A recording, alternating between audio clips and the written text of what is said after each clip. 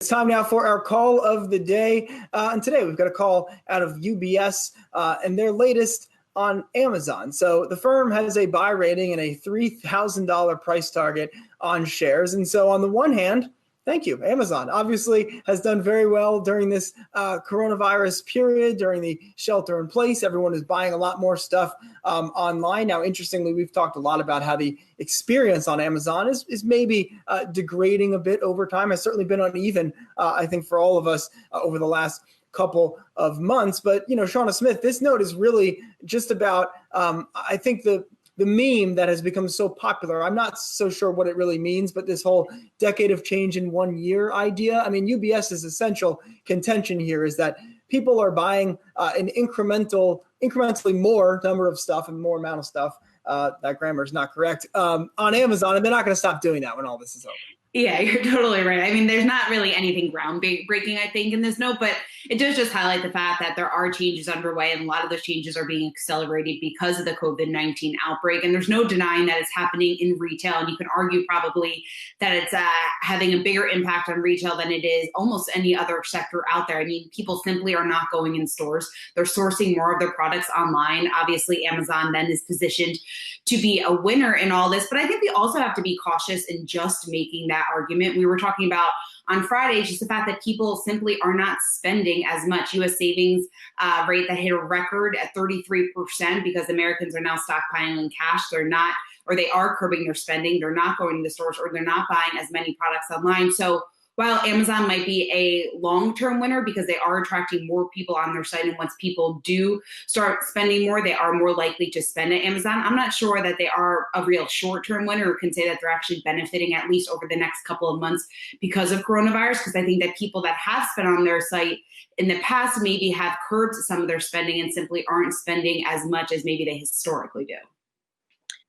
And guys, can I just say about this note, other than the actual price target, nothing in here is really new. And in fact, some of this we could have been reading 7 years ago. I mean, Amazon is benefiting from an accelerated shift to e-commerce. Well, yes, of course it is. Now, let's also make sure that we name it isn't just Amazon. I mean, Target and Walmart have had big e-commerce gains. That was true before coronavirus, and they've done very well, reportedly, and based on their numbers during this time. Now, of course, they still have the brick and mortar presence, but it is interesting. I mean, it can't all be true, right? It can't be true that Amazon's particularly well situated because of the shift to e-commerce and the shift away from brick and mortar, but also Walmart is well situated because it's doing great with e-commerce, but it also still has loyalty at its brick and mortar stores. But that's what we hear, right? That both are in a great place, and that Walmart, even though it was late to e-commerce, really caught up. I guess I just think, there was a time, 2 months ago, and it feels like forever ago, when we all noticed that because of the essential item labels, various things we ordered on Amazon, if they weren't those essentials, were taking a long time to come. They were taking, a whole 3 weeks, and now it's starting to get back to normal. But in general, I just think if you were a person who, is obsessed with buying things on Amazon, and that's your first go-to, is you go right to Amazon and you can buy everything on there, that's still the case, and it's been the case during quarantine, and it'll be the case after this time. So, I just don't really see any reason not to be bullish on Amazon for the next very long time. Of course, these things are kind of self-evident. Yeah, and Dan, to your point, folks who obsessively buy things on Amazon, we know Jen Rogers was a self-proclaimed recovering Amazon addict. And just thinking about how the e-commerce sector is now actually piecemeal.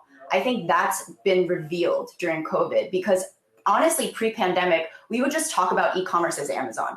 Like we would say, okay, Walmart is doing better on Walmart.com, Jet.com, rest in peace, Jet.com. But more and more, I think it's been very clear that, yes, people do still buy one-off items from Target and from Macy's and from a lot of beleaguered retail brands. I mean, even going into the pandemic, if you look at New York City alone, 25% of commercial real estate was unoccupied. Think about what that number must be now. Think about what that number will look like in 5 years.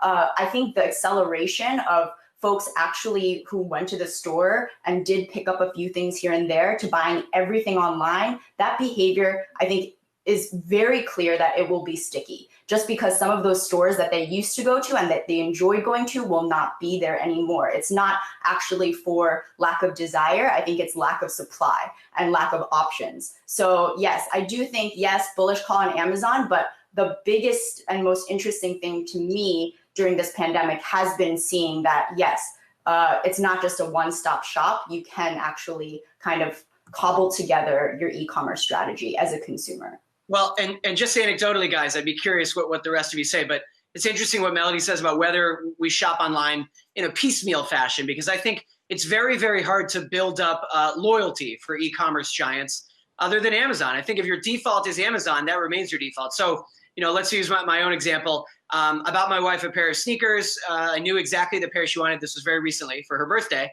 And I hadn't bought anything on Zappos, I noticed, since 2011. Now, Zappos, of course, owned by Amazon.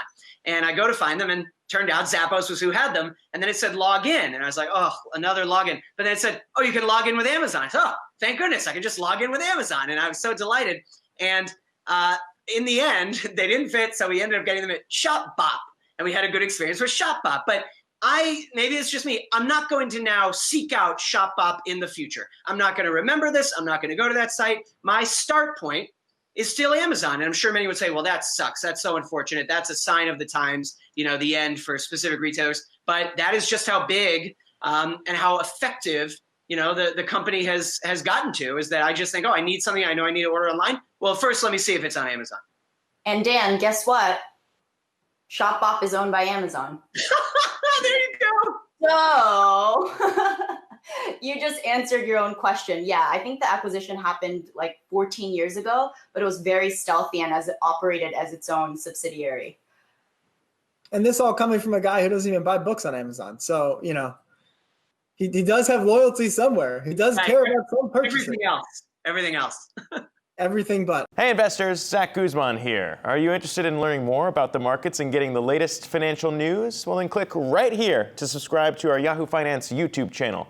Get the latest up-to-the-minute market analysis, big interviews in the world of finance, and information on how to manage your money every day wherever you are.